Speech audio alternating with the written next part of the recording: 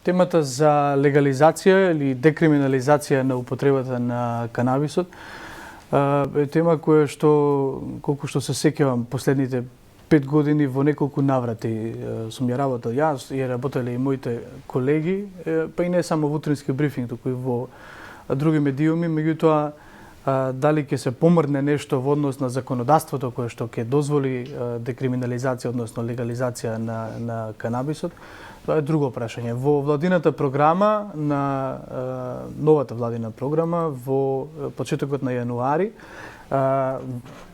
премиерот Ковачевски стави во неа дека законодавството покрај регулирањата, вели, на правата на лиценцираните правни лица има потреба од сериозно надополнување во односот на личната употреба. Кога се работи за личната употреба, дека се дојде до таквите закони кои што ќе им дозволат на граѓаните, нели, да употребуваат канабис пред се поради медицински цели, луѓето се осврнуваат на алтернативно лечење. Филип Достовски е веќе доста познат во јавноста во однос на она што го прави. Филип, добро дојде во брифинг. Добро да недов. И ако се погледне, например, страната на Зелена алтернатива на Facebook, таму ќе се види дека секојдневно луѓе посегнуваат кон алтернативна медицина, односно бараат совет без разлика на различни карциноми, различни болести кои што бараат да се дојде до некакво решение за својот проблем. Ревносно си упатен во тоа, им посочуваш на граѓаните за улјето кои што можат сами да го прават, но сето тоа се одвива во, пак ќе речам, во нелегални услови кога законите не го дозволуваат тоа. Претпоставувам дека не ти изненадува. Па имам подлого да ти одговорам на твојот вовет, со тоа што прво би сакал да те поправам. Канабисот не е алтернативна медицина, канабисот илјадници години е примарна медицина, дури до 40 години од минатиот век. Значи негде до Втора светска војна се продава по аптеки, нели, во форма на екстракти кои денеска оваа нова фармација ги открива од поново, што е малце срамота, за тоа што фармакопеи кои не се постари од 50, 60, 70 години, скоро сите го содржат канабисот како примарен лек и како може да се каже еден вид панацеа, нели, зашто третира стварно многу различни болести, голем број на болести, така да канабисот не е алтернативна медицина. Сега, кај нас у група, нели, делиме совети кој како да го користи канабисот. Разбирливо е да имаме толку прашања, толку луѓе во групата, заради тоа што, нели, тоа го почнавме уште пред неколку години и ние ги делевме тие информации први. Сега би сакал да напоменам дека е многу жално и греота сега во оваа ситуација, од кога веќе имаме 5 години закон за медицинска употреба на канабис, тоа се уште да се случува во нашата група. Значи, тоа само докажува дека воопшто луѓето имаат изгубено комплетна доверба во сегашниот медицински систем и, нели, се обраќаат на интернет, а не би требало за да си решат некој медицински проблем. Проблем со здравието, всушност. Така, сериозен проблем со здравието, да. Или може и да не е сериозен проблем, ама сепак долго време да трае, а официјална медицина да нема одговор. Многу луѓе наоѓаат спас во канабисот. Да. И во нашите совети. И покрај тоа што, нели, на пазарот постојат тие одредени капацитети на масло од канабис, при лекувањето, при третирањето на одредени болести се чини дека не се доволни. Вака сега, пошто канабисот не е надри лекарство и не е никакво треварство, туку позади него стојат, нели, научни истражувања, екзактна медицина и докази. Точно се знае и количината на канабис, нели, како и на секој друг лек, во милиграми за одредена доза, за одредена состојба, за одредена болест или, нели, па и за дозата, значи точно треба да се знае дозата. Така како и секој друг фармацевски лек се лечи во милиграми. Едноставно препаратите кои се по аптеки во Македонија ги немаат потребните концентрации за да бидат куративни средства, што значи да лечат. Кај нас сите концентрации во аптеки кои се продаваат, нели, на база на канабис, се со дози кои само помагаат симптоматски. Или превентивно? И превентивно, да, симптоматски и превентивно, ама ако збориме за лечење, едноставно скоро ништо што немаме во аптеки не може да излечи, ја нема потребната концентрација. Или ние па Уздруженијево баш така ги советуваме луѓето, некои препарати во аптеки кои се наменети за одредена диагноза, конкретно за канцер, и се во Македонија највисоки во концентрација, тие уствари би требало да ги користат луѓе кои имаат многу полесни заболувања, зашто тие концентрации би биле добри за тие заболувања, ама не за самата диагноза за која се наменети. Значи тука самите фармацевти и самите лекари ги ајде да не кажам дека ги лажат пациентите, туку не им ја даваат вистинската доза. Така, Филип, со зелена алтернатива сме разговарале и претходно на оваа тема. Не сакаш самиот да се чувствуваш како лекар кој што кој што лечи пациенти, него имаш неколку пати напоменато дека пред се законите се тие или државата и системот се тие кои што треба да ги лечат луѓето. Меѓутоа, кога ќе ги погледнеш пораките, всушност тоа се, јас ќе речам, неколку коментари, десетици коментари дневно и претпоставувам дека лично ти се обраќаат уште многу повеќе луѓе кои што можеби не сакаат да се изложат на Facebook, не сакаат да се изложат во коментар. Кои се апсурдностите со кои што се соочуваш и со примери на лекарскиот систем, например? Апсурдностите ги има многу. Во принцип, луѓе кои имаат роднини во фармацевски компании се јавуваат кај нас да им помогнеме за масло. Што така, мислам, е апсурд само по себе. Луѓе кои јавно зборат дека маслото не лечи или дека е лага или дека е дрога што само прави да се осеќаш добро па да ја заборавиш болеста, такви луѓе во јавност го зборат тоа, приватно дома користат. Значи апсурдност има многу, а најголемата апсурдност е се апсат пациенти и деца со многу мали количини на канабис, а криминалци продаваат на тони. Никој не одговара за тоа. Голем апсурд е тоа што законот како прво кој што го замисливме ние од Зелена алтернатива и кој што ги советувавме представниците од минатата влада уште 2016 година, све тоа ние што го имавме замислено е превртено наопачки само за нечив личен профит или да не кажам и монопол. Значи апсурдност има на секој чекор. Најголемата апсурдност е што луѓе не им веруваат на лекарите, веруваат на некој како мене. Мислам, тука не ќе да се омаловажам, во смисол некој како мене, дека ја не се ценам себе, него не сум лекар, значи немам медицинско образование никакво. Ама очигледно, зашто ја зборам вистината, и овие со образование не може да ми контрираат. Да. Толку цел муавет. Пред 60-тите, 70-тите години тогаш е всушност измислена она диплома со која што се влегува секаде, па така се напредува во животот. Претходно се градело се со знаењата кои што ги стекнуваат. И тоа знаење кој што го имаш во однос на канабисот, употребата на канабисот, воопшто не сакам ни да го спорам, нити да стане збор за некакво спорење, така што дали имаш лекарско или немаш, всушност дали имаш специјализација или немаш специјализација во однос на тоа со диплома, воопшто можеби е неважно. Сакам да прашам, кога се обраќаат луѓе, бидејќи тоа е на крајот кога се обраќате кон човек кој што не е лекар, туку само има познавање од употребата на канабисот, е можеби последниот чекор, последниот крик за спас на здравјето.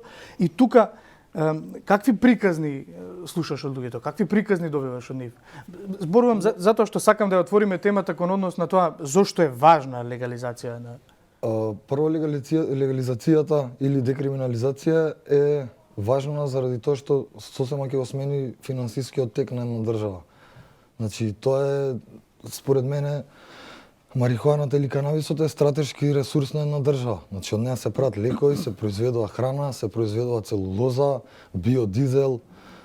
Ние со овој медицинскиот закон само го имаме она врвот на сантата, само загревавме по површината.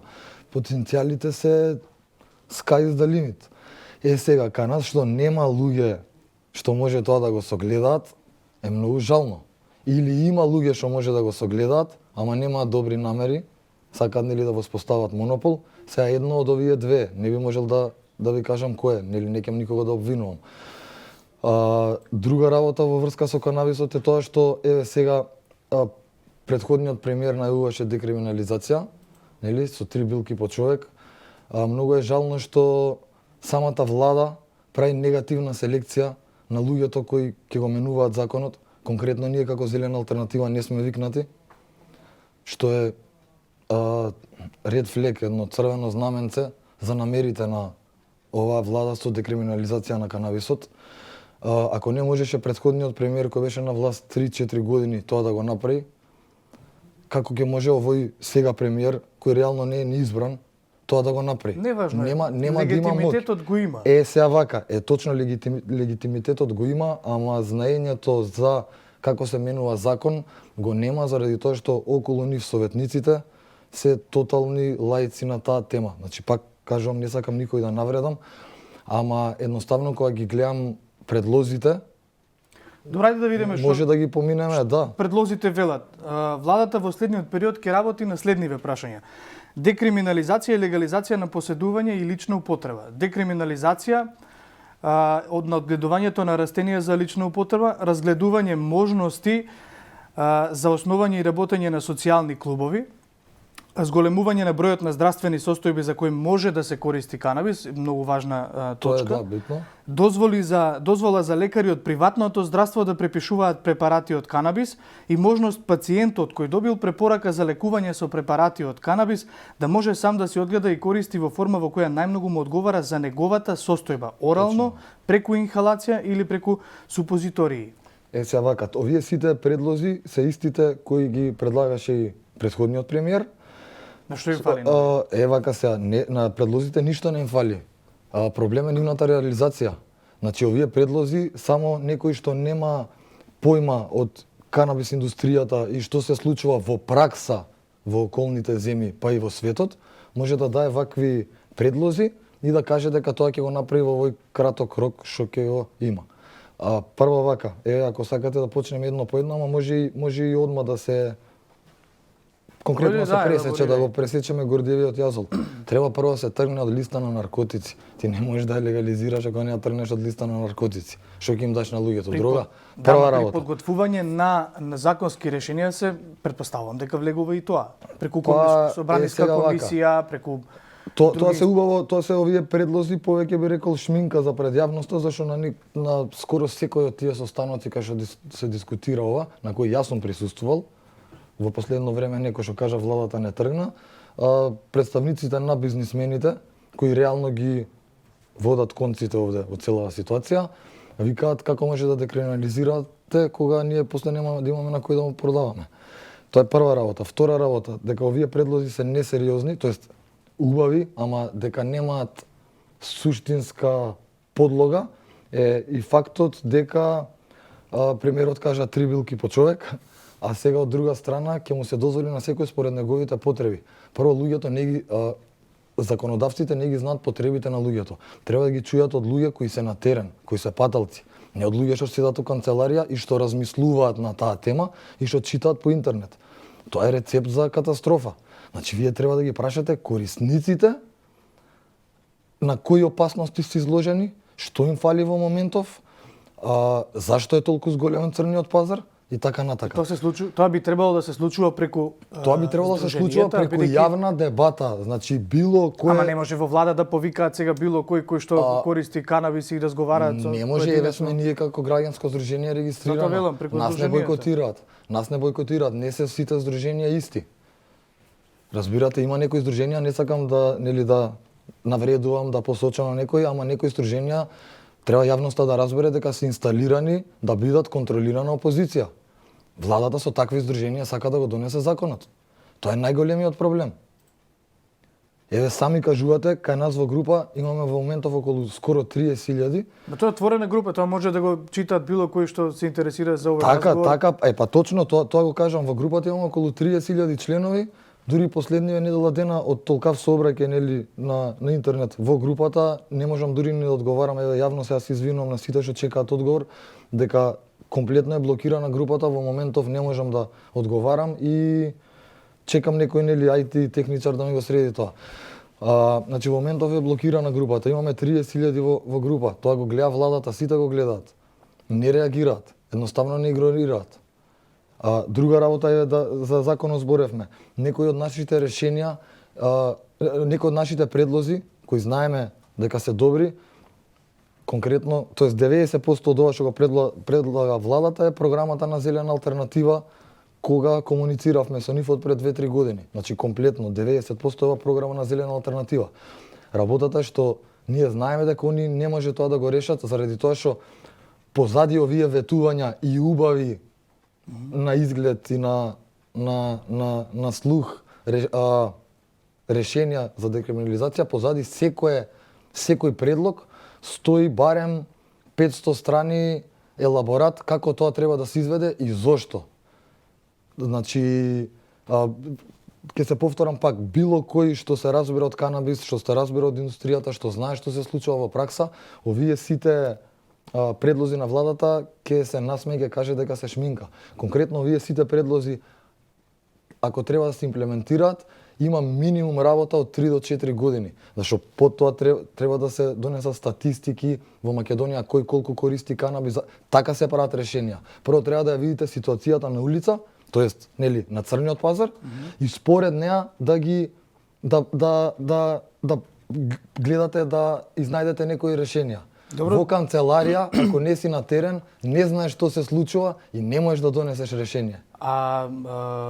Вистинско решение. Не веруваш дека, бидејќи владата е многу моќен алат, нели, најмоќниот алат во државата, не веруваш дека такви статистики можеби веќе се прават, дека можеби веќе... Од каде би ги добиле? Пациентиве сите се кријат, единствено место од кај што појавно може да ги добијат е нашата страна. Од каде би ги добиле? Кај е таа сонда за статистика кај што може да извлечат податоци? Они немаат појма колку конкретно Министерот за внатрешни работи се фали, оваа година фативме толку кила, толку тони. Ами не знаете колку не сте фатиле. Еве некоја статистика од Обединените нации дека во нели на црн пазар во светски рамки обично се фаќа само 10% од вистинската бројка на наркотици која поминува во оптек. Ако владата, тоест Министерство за внатрешни работи го спречила криминалот со канабис, зашо на улица секој втор може да најде канабис? Ајде кажете ми, еве фатиле не знам колку тони минатата година, ама тоа на улица не се гледа како некој недостаток. На улица константно цело време има канабис. Значи тоа сакам да кажам, они едноставно пробуваат да го донесат овој закон како слепа кокошка. Клюцаат, па можда ќе убодат некое зрно. Добро, веруваш ли дека има дека би можело да има институционална поддршка за менување на законите, со оглед на тоа што Дом како Зелена партија, една од помалите партии, бара е една од оние кои што бара да се разговара и да се донесат конкретни решенија во однос на декриминализација и легализација, меѓутоа од друга страна ги имаме ДУИ кои што пред година дена се нарекува Зелена партија, кои што пак многу силно опонираат еве ако не се барам ништо друго, тоа се декларативни заложби за легализација. И се противат, велат дека и новиот премиер не треба многу да размислува за... Сега навлагаме во делот на политика, каде што би сакал да се дистанцирам, ќе го одговорам ова прашање. До сега со сите политички представници од разни партии со кои сум комуницирал, или на оваа тема, повеќето кога име во нивни интерес се про канабис, кога не е во нивни интерес, лукративен, за подобро место во партијата на позиција или така натака, е контра канабис. Значи, не верувам буквално на ниеден политичар, зашто до сега, скоро со сите што сум зборел, сум бил излажен. Можам да ви кажам еден општ пример. Владата на ВМРО го донесе законот за медицинска употреба на канабис. Сега таа е еден од опонентите да не се доработи тој закон. Значи, додека се во опозиција не им одговара, кога се на позиција, ќе викаат ова е добро за државата, зашто ќе го земат како нивни кредит дека они го завршиле тоа. Исто се случи со СДС, кога ВМРО го донесе законот за медицинска употреба, СДС беше многу гласен дека државава ќе ни стане Колумбија. Сега они сакаат да прават добар закон, ВМРО не ќе. Дуи двајца се караат, третиот користи, не би ги коментирал, со тоа што само ќе напоменам дека секој си ги штити своите интереси. Најголем проблем е што никој не ги гледа интересите на народот, пациентите, на тие што плаќаат данок во оваа држава, уствари на тие заради кои државата постои, а тоа е народот. Овие што се уфотели, буквално душата им ја зваде на пациентите индиректно. Така како што зборуваш, тие декларативни заложби за декриминализација и легализација всушност се чинат и многу далеко. Тогаш законодавството За жал. многу далеко е од оваа тема. Не е многу далеку ако седнат вистинските луѓе на маса со прво искрени намери дека тоа ќе биде стварно за народот и за државата, тогаш тоа може да се реши до вечер. Ама проблемот е кај да се најдат такви луѓе. Значи не е проблем канабисот, решенијата и законот. Проблем е расипливоста на нашите народни представници, корумпираноста. И за крај да те прашам, со оглед на тоа што отворено зборуваш со години за ова, ги делиш оние совети и рецепти за домашна употреба на масло од канабис, за изработка всушност на масло од канабис, се соочуваш се уште со некакви институционални препреки или не?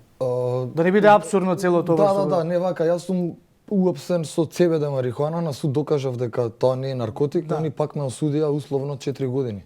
Што е, не сум во затвор, ама мојата пресуда е една од најтешките со оглед на тоа што е најдено кај мене дома за таква пресуда.